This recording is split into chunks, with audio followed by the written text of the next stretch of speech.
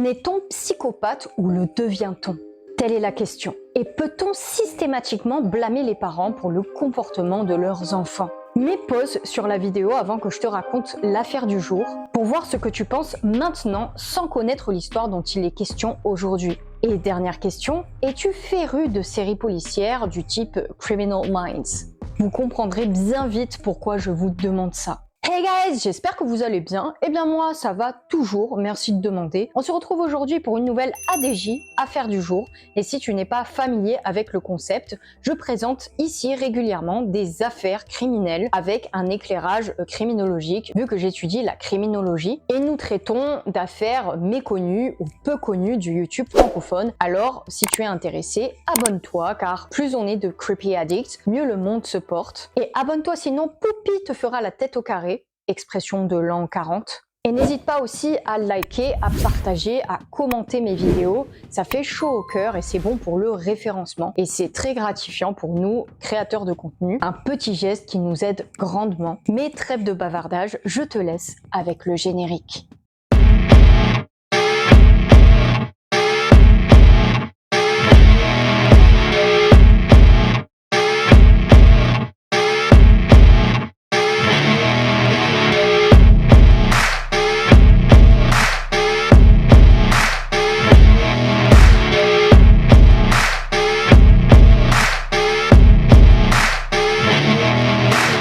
Riverside, Californie. Un peu plus de 300 000 habitants et une petite partie du grand Los Angeles. C'est le berceau de l'industrie californienne des agrumes et le siège de Mission Inn, le plus grand bâtiment de style Mission Revival du pays. La ville est parsemée de 2 douzaines de sites historiques et elle compte nombre de jardins botaniques et le fameux parc sauvage de Sycamore Canyon. À la tombée de la nuit, le théâtre néocolonial, centre des arts du spectacle Fox et la vie nocturne dans les pubs ravissent tout le monde. Et c'est cette ravissante ville qui va devenir le théâtre d'un drame effroyable. Pourtant, il y avait eu des signes avant-coureurs. La vie familiale de Joseph a été décrite comme extrêmement tumultueuse. Ses parents ont divorcé quand il était jeune et leur bataille pour la garde a fait rage pendant des années. Il a vécu des années de maltraitance, étant régulièrement battu par son père. Et les services de protection de l'enfance ont été appelés 23 fois au domicile familial. C'est énorme. Et ce, depuis les 3 mois de Joseph. Malheureusement, aucun abus ne sera prouvé ultérieurement. Le père de Joseph se nomme Jeff et cet homme n'a pas eu une vie familiale facile. C'était loin d'être un long fleuve tranquille. Il avait divorcé de Laetitia Niels avec qui il avait eu 2 enfants, Joseph et Shirley. Ils s'étaient mariés 2 semaines après la naissance de Joseph pour rester moins de 2 ans ensemble. Pendant sa grossesse, il est dit que Laetitia buvait et prenait énormément de substances illégales. Accro, la mère biologique de Joseph aurait consommé de l'alcool et fumé de l'héro, des méthamphétamines tout au long de la grossesse de Joseph. Alors concernant la prise de D, je dis pas le mot, et d'alcool pendant la grossesse, on en avait déjà parlé pendant l'ADJ sur Catherine Jones, que je vous invite à regarder si cela n'est pas déjà fait car c'est très intéressant. C'était les 2 enfants les plus jeunes condamnés à perpétuité aux États-Unis. Et si vous buvez, vous prenez le risque de donner à votre fœtus ce qu'on appelle le Fetal Alcohol Syndrome, le FAS, syndrome qui est irréversible et qui donne par exemple des caractéristiques physiques et donnerait également à l'enfant impulsivité, inattention et problèmes de performance scolaire. Biologiquement, cela affecte les yeux, le cœur, le système squelettique, les oreilles et les reins. C'est bon pour vous? Selon le manuel MSD, la prise de substances peut également se révéler dangereuse et entraîner fausse couche, anomalie fétale et réduire l'oxygène et les substances nutritives pour le fœtus entre autres. Donc ne prenez pas le risque et c'est pourtant celui que va prendre Laetitia. 3 mois après la naissance de Joseph en 2000, les services de protection de l'enfance, CPS, on en parlera par la suite. Qu'est-ce qu'il y a, Gigi? Alors les services de protection ont ouvert une enquête sur ses soins. Le couple avait emmené Joseph à l'hôpital pour une infection oculaire. Une dispute avait éclaté entre Jeffrey et Laetitia. Jeffrey, qui avait poussé Laetitia contre un mur pendant qu'elle berçait le bébé, a rapporté un employé de l'hôpital. Sans aucune marque visible sur Joseph, le couple avait conservé la garde du bébé. Et quelques jours plus tard, Jeffrey et Laetitia ont demandé le divorce. Cependant, ils ont continué de se voir et en 2001, ils ont eu un autre enfant, la sœur cadette de Joseph, Shirley. Le CPS a lancé 3 autres enquêtes pour négligence générale et pour association de Laetitia avec des toxicomanes. En 2002, Joseph, alors âgé de 2 ans, avait été vu errant dans les rues du lotissement de sa mère aux petites heures du matin, ce qui est très grave. Lorsqu'elle se sépare de Jeff, une bataille commence donc pour la garde des 2 enfants en bas âge, Joseph et Shirley. Entre-temps, Jeff, le bourreau des cœurs, entretient une liaison avec Krista, qui l'épousera d'ailleurs, et 3 filles naîtront de cette union. Pendant ce temps, Joseph et Shirley, lorsqu'ils revenaient de droit de visite chez leur mère, revenaient systématiquement très sales et mal nourris. Car en 2003, les choses commencent à devenir vraiment sombres. Laetitia se retrouve un nouveau petit ami, Weasley, et donne naissance à des jumeaux. Les jumeaux reçoivent le diagnostic de retard de croissance, certainement à cause de sa prise en D et en alcool pendant la grossesse. Alors ces symptômes de malnutrition, retard de croissance, vomissement persistant et diarrhée est un syndrome qui touche souvent les nourrissons maltraités ou négligés par leur tuteur. Et plus grave encore, Joseph dit à son père qu'il avait été touché par sa mère et le petit ami de sa mère, Weasley. Et ça, c'est selon les dossiers du CPS. Cependant, aucun abus sexuel par la suite n'aurait été prouvé. Ce qui énervait Joseph au plus haut point, du haut de sa taille haute comme 3 pommes. Son comportement va alors fortement laisser à désirer. Et c'est un euphémisme, et ce, depuis la maternelle. Il commence à éprouver des problèmes comportementaux et émotionnels ainsi que des difficultés d'apprentissage dès la maternelle. Son père l'endoctrine aussi de son côté de ses idées de suprématie blanche. Joseph aurait frappé ses frères et sœurs et sa belle-mère, poignardé avec ses crayons ses camarades d'école et tenté d'étrangler son enseignant avec un cordon téléphonique. Oui, vous avez bien entendu. Il crie aussi sans raison en plein milieu de la classe, saute sur les pupitres, utilise librement des grossièretés, il menace les autres élèves, donne des coups de pied aux professeurs, bref, c'est le bordel. Il ne fait pas non plus ses devoirs comme on peut s'en douter, ce qui fait qu'il est totalement inadapté à la vie scolaire. Et c'est le moins qu'on puisse dire. Avec ses antécédents de comportement agressif, il a été expulsé de pas moins de 9 écoles. Le mec a fait toute la ville. Et en plus de ça, Krista, comme elle le témoignera plus tard, est témoin du fait qu'il frappe ses petits frères et sœurs. Donc Joseph a finalement été retiré de l'école pour être scolarisé en 2010 à la maison. C'est son père qui le scolarise, même s'il n'avait terminé lui-même que sa 11e année. Jeffrey Hall, le père, faisait partie du mouvement national-socialiste, une organisation néo-nazie qualifiée de groupe haineux par le Southern Poverty Law Center. Jeffrey a appris à son père comment patrouiller à la frontière américano-mexicaine et comment utiliser des armes à feu. Très important pour la suite. Jeff dit aussi que son fils était impossible à contrôler, ce qui est assez paradoxal lorsqu'on sait qu'il lui apprenait à se servir d'armes à feu. S'il est agressif, ne donne pas le bâton pour te faire battre, lui donne pas un gun. Il se trouve également, et c'est horrible, et cela sera avancé plus tard par la défense, comme on l'a dit, que Joseph, parallèlement à cela, subissait toujours des agressions sexuelles. Un autre rapport du CPS datant de l'époque où Joseph avait 3 ans indique qu'il a été retrouvé avec une lèvre enflée et que Cindy, alors âgée de 2 ans, portait un haut tube, des paillettes pour le corps, du vernis à ongles et du maquillage. Le CPS s'est alors rendu au domicile familial et a trouvé des fenêtres brisées, des asticots rampant dans la maison et des couches souillées, ainsi que de la nourriture avariée dans la cuisine. Et le CPS a quand même montré que Laetitia et son petit ami Weasley avaient abusé émotionnellement de Shirley et de Joseph. Et c'est ainsi que Jeffrey obtient la garde exclusive des 2 enfants. Abusé donc physiquement,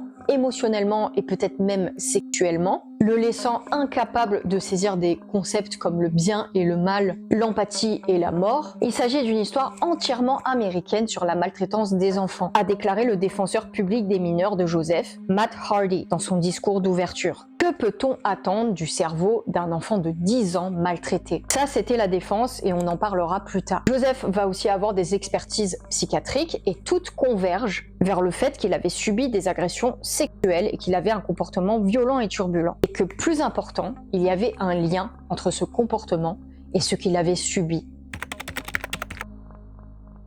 En 2004, Jeff obtient la garde exclusive de Shirley et de Joseph. Eux qui avaient subi de la négligence de la part de Laetitia et des agressions apparemment de la part de Weasley, son petit copain. Alors pour ceux qui sont sensibles au sujet des violences et agressions envers les enfants, arrêtez de suite parce que ça va vous soulever le cœur. Joseph dit à son père que Laetitia avait touché son pénis et que Weasley avait mis le sien dans sa bouche. À la demande de Jeffrey, le CPS lance une nouvelle enquête. Mais Laetitia et Weasley se volatilisent dans la nature. Les travailleurs sociaux vont tenter de les joindre, bien évidemment par téléphone, et passer à leur domicile, mais il semble que le couple avait quitté la ville. Mais on sait que, malgré tout, Joseph n'était pas mieux loti chez son père. Bien sûr, il y avait une idéologie forte, des armes, mais cet état d'esprit était exacerbé par le manque d'argent. Car à cause de la récession de 2008, lui qui était pourtant plombier, avait du mal à trouver du travail. Et on sait que parfois, misère financière rime avec misère identitaire. Selon Mark Potok, il s'était formé dans son esprit l'idée que les étrangers lui avaient en fait probablement volé sa place, son travail, et selon même sa mère, Joanne Patterson, il s'est attaché à l'idéologie à cause de la crise. Il va s'attacher à cette idéologie néo-nazie au point que ça en devienne sa vie. Étant au chômage, il avait le temps, il va être de plus en plus dévoué aux organisations. Il va même devenir l'un des leaders du parti national-socialiste. Par exemple, Jeffrey propose d'ouvrir sa maison à des réunions mensuelles, agite un drapeau orné d'une croix gammée lors de leurs rassemblements anti-Obama, et chahute les journalistes au coin de rue avec un mégaphone et un uniforme SS qui attire énormément l'attention. Alors pour ceux qui sont choqués par ça, moi aussi je trouve ça choquant. Sachez que la liberté d'expression est protégée par le premier amendement aux États-Unis de la Constitution. Et quand je parle de liberté d'expression, je parle d'absolument tout,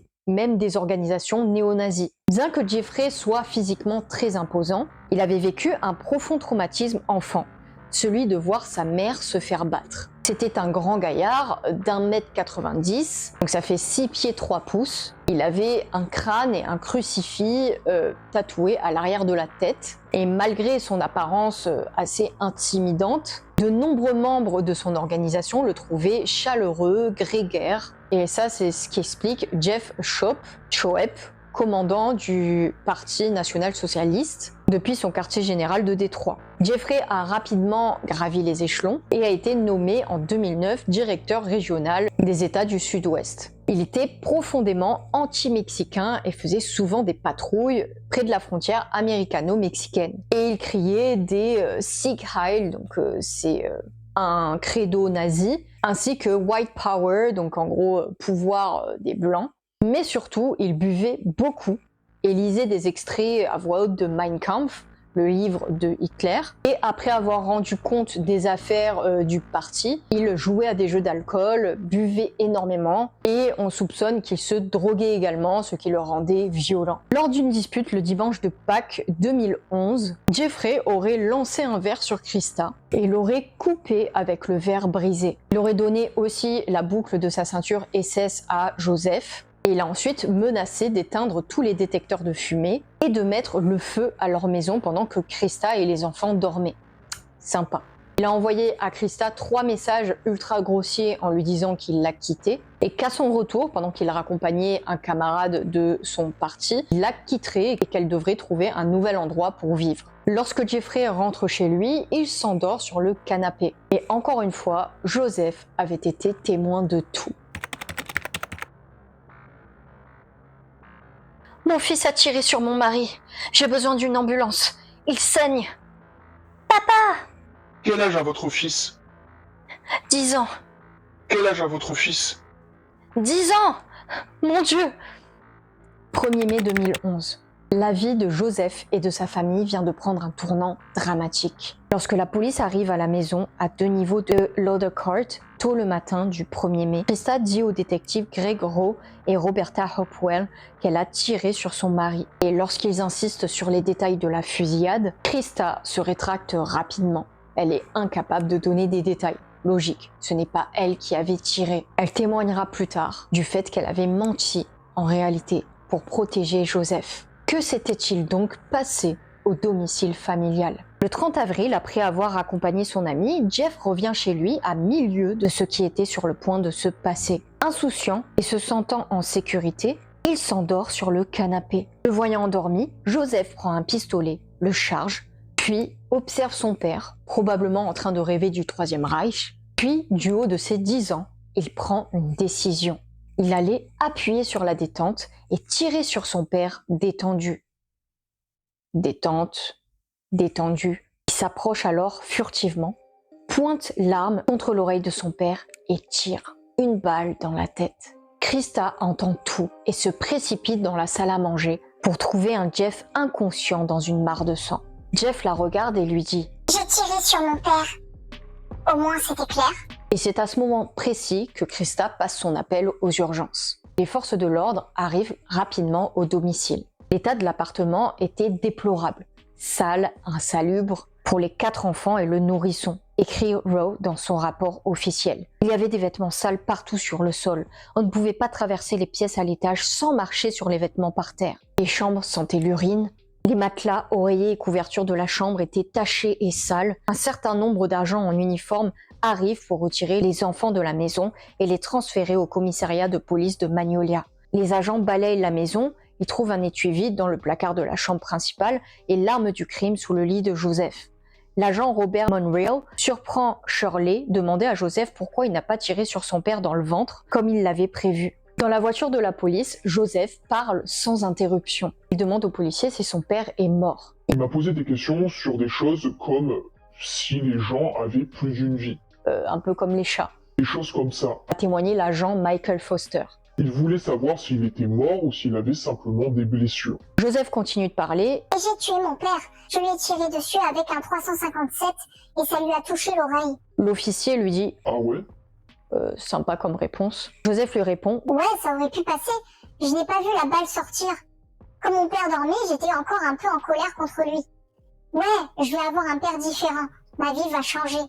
Il est peut-être vivant, il est peut-être mort. Il devra peut-être subir une opération au cerveau.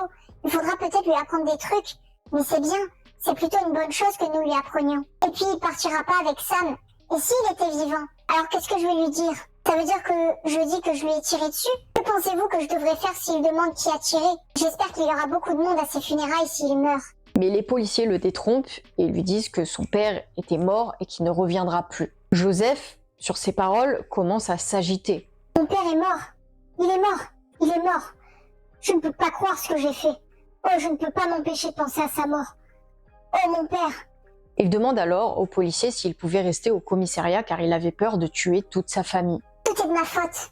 Et l'officier lui répond non, c'est pas le cas.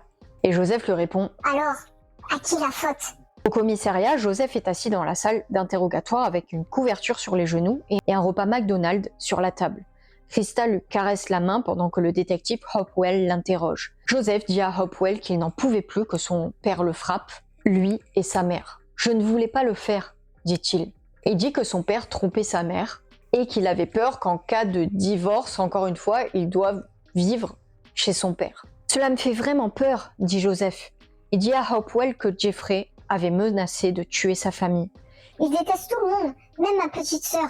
Quand quelqu'un dit cela à propos de quelqu'un qui compte vraiment, je me mets vraiment en colère. Chaque jour, lui et moi, on se déteste de plus en plus. Je pense que la voix que j'ai mise est beaucoup trop aiguë. Joseph raconte à Hopwell que la nuit du meurtre, il s'était réveillé dans sa chambre, fou dans ses pensées. Je pense que si je lui tire dessus, peut-être qu'il ne pourra pas nous faire de mal. J'ai commencé à penser que je devrais mettre fin à cette histoire, père-fils. Et c'est là qu'il avait saisi le revolver 357. Je voulais que ça ressemble à un accident. Je voulais pas que quiconque pense que je l'avais fait exprès. Hopwell demande à Joseph ce qu'il pensait qu'il arriverait après avoir tiré sur son père. Je pensais qu'il allait mourir, Répond Joseph. c'est pourquoi je me sentais inquiet pour lui. Hopwell quitte alors la pièce et Joseph demande à Krista, et c'est complètement, vous allez voir, très surprenant, il demande à Krista ce qu'il planifierait pour son anniversaire en juin. Elle lui dit alors de manger son McDonald's et de penser à quelque chose d'amusant qu'ils pourraient faire ensemble le soir. Joseph dit qu'il s'inquiétait avant de s'endormir. Il dit aussi que son père lui manquait, ce à quoi Krista va répondre que elle aussi, son père lui manquerait. S'il est mort. Rajoute Joseph. On constate que Joseph, sans s'étendre sur le sujet pour l'instant, ne réalisait pas vraiment ce qui venait de se passer. C'est comme s'il était détaché et que la part enfantine en lui ne perdait pas le nord, comme on dit, parce qu'il pensait déjà à son anniversaire. Mais il y avait en même temps une crainte de l'après.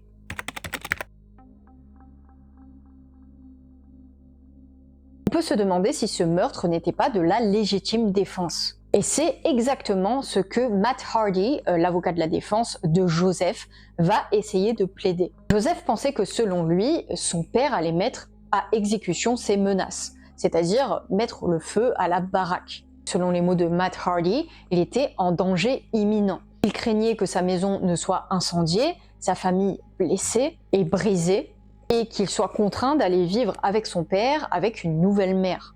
Au moment de la fusillade, a déclaré Hardy lors de la plaidoirie finale, il n'était pas au courant du caractère illicite de la fusillade. Il pensait simplement qu'il avait raison de tirer sur son père. Il faut préciser que Matt Hardy allait prendre sa retraite avant que l'affaire ne lui soit proposée. Il pensait que le gamin avait une chance d'être défendu et que son client avait subi des négligences et des violences, et que s'il avait eu recours à cette violence, justement, c'est qu'il avait été conditionné ainsi toute sa vie. Et pour appuyer ses propos, il fait rentrer dans la cour le docteur psychologue Robert Geffner, psychologue basé à San Diego, et spécialisé en violence familiale et en neuropsychologie pour évaluer Joseph. Lorsque Geffner et son équipe de boursiers de formation et de doctorants ont interrogé Joseph pendant 12 heures, avant le procès dans l'établissement correctionnel pour jeunes de Riverside, Joseph rebondissait littéralement contre le mur. A témoigné Geffner, il était sur la table, sous la table, sautant de la table. Il n'arrêtait pas de secouer ses jambes et ses mains. Chaque mot qui sortait de sa bouche était un gros mot. Joseph avait dit à Geffner qu'il voulait tuer les nazis parce qu'il ne les aimait pas. Joseph a rapporté aussi que son père l'obligeait, lui et ses sœurs, à assister à des rassemblements et à écouter de la musique soutenant leurs idées, ce qui l'avait bouleversé. Il était très catégorique sur le fait que les opinions du Parti national-socialiste étaient nuisibles, a déclaré Geffner dans son rapport judiciaire officiel sur Joseph. Alors, il a diagnostiqué Joseph avec un trouble déficitaire de l'attention, des conduites et des troubles de l'apprentissage. Geffner a témoigné que Joseph avait un retard de développement et était incapable de réfléchir aux résultats, c'est-à-dire aux conséquences de ses actes. Il a caractérisé la pensée de Joseph de rigide et littérale, ce sont ses mots, incapable de réfléchir à des concepts complexes. Bon, en même temps, il n'avait que 10 ans. Mais on reparlera du diagnostic plus tard. Car là, on y a accès, et c'est vrai que dans beaucoup d'ADJ, et je le déplore, on n'a pas beaucoup d'analyse psychiatrique. Roulement de tambour, Joseph a été reconnu coupable en 2013 de meurtre au second degré de son père, Jeffrey Hall, une étoile montante parmi les suprémacistes blancs. Il a été condamné à 10 ans de prison dans un établissement pour mineurs en Californie et aura 23 ans au moment de sa libération. La décision a été accueillie avec consternation par les défenseurs de l'enfant qui ont fait valoir que le garçon, alors à peine âgé de 10 ans, ne se rendait pas compte du caractère illicite de ses actes. Et s'il existe un gros parallèle entre cette histoire et Criminal Minds, la fameuse série policière, c'est que Joseph a avoué lui-même avoir eu l'idée d'assassiner son père dans un des épisodes de Criminal Minds. Un épisode dans lequel un petit garçon tuait son père abusif et n'était pas arrêté en fin de compte. Et il dit avoir cru que, comme dans cet épisode, il ne serait pas puni pour ses agissements. Et il faut savoir que cette série est interdite aux moins de 14 ans, ce qui montre que Joseph était autorisé à regarder des émissions qui n'étaient pas de son âge. Et en plus, dans cette série, il y a quand même pas mal de violence et de mots qui sont employés, qui ne sont pas accordés à son âge. Mais comme le souligne le député de Riverside County, Ambrosio Rodriguez, il y a un doute quant à savoir si un petit garçon de son âge comprenait vraiment ce qu'il était en train de faire et si on pouvait l'accuser de meurtre au premier degré. Alors, tu regardes cette série toi aussi? Et tu es féru de séries policières? Dans cette affaire, ce qui saute aux yeux, c'est et je te laisse terminer. Pour moi, c'est d'abord l'échec de l'État et des services sociaux face à la situation déplorable que Joseph, mais aussi des autres enfants qui subissaient quotidiennement des négligences et violences. Et ça fait énormément penser à l'affaire de Debbie Leach, que je t'invite à regarder si cela n'est pas déjà fait. Car on ne peut s'empêcher de penser, sans faire l'avocat du diablotin, que si Joseph avait été pris en charge et placé, il n'y aurait jamais eu cette issue funeste. Ici, on a un enfant fragilisé par un environnement malsain à tous les niveaux, insalubrité de la maison, idéologie du père subie, en plus de violences verbales et physiques et agressions sexuelles du côté de sa mère et de son beau-père. Et tout ça est à l'origine d'un stress post-traumatique qui se traduit dans le comportement de l'enfant. Et ça, c'est validé par l'expertise psychologique. Même sans évoquer l'idéologie néo-nazie, le psychologue dit « Il aurait tué son père même s'il n'était pas néo-nazi ». Et c'est tous les paramètres mis bout à bout qui ont engendré son meurtre. Cette spirale de violence, même sans parler d'extrémisme, autant de facteurs facilitateurs. Joseph était battu pour des petites choses, même pas des bêtises, comme par exemple le fait d'être trop bruyant. Donc c'était un environnement propice à la violence et au non-développement de l'intelligence émotionnelle.